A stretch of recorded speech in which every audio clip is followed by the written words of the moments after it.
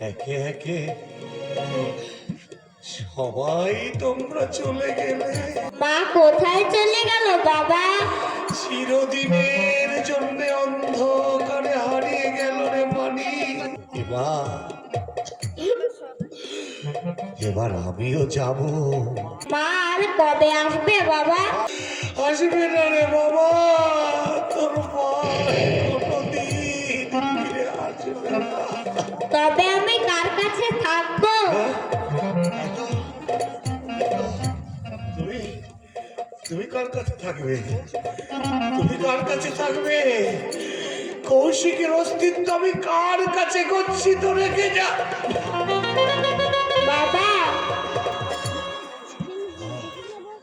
সময় সময় বড্ড দ্রুত বেগে শেষ হয়ে যাচ্ছে। দ্রুত বেগে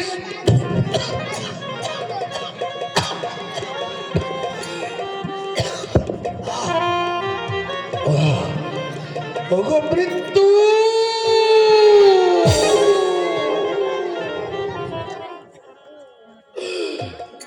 আরেকটু অপেক্ষা করো গো মৃত্যু,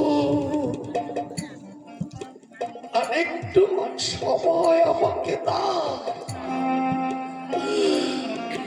আমাকে ছেলেটাকে একটা নিরাপদ আশ্রয়ে রেখে যেতে না পারলে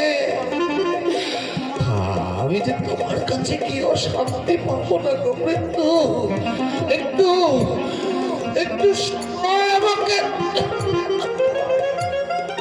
বাবারে, আমার আমার হাত ধরে একটু নিয়ে চল না বাবা। আমার আমার হাত ধরে একটু নিয়ে চল না বাবা।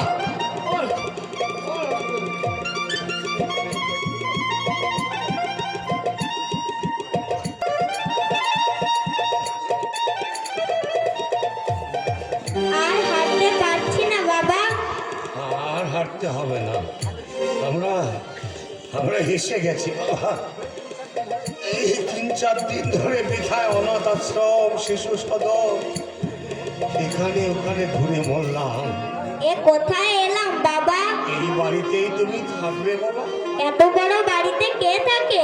একটা দরদি হৃদয়, কৌশিকের স্মৃতিচিহ্নকে তার মতো সযত্নে আর কেউ রাখতে পারবে না। তুমিও থাকবে তো বাবা? না বাবা, আমার যে চিরশান্তির দেশে ডাক এসে গেছে। তবে আমিও তোমার সঙ্গে সেইখানে যাব। না বাবা, ও কথা বলতে নেই বাবা। তুমি তুমি বেঁচে থাকো, বড় হও। দুঃখিনী মায়ের কথা কখনো মনে করো না। তোমার এই হতভাগ্য বাবাকেও ভুলে যেও।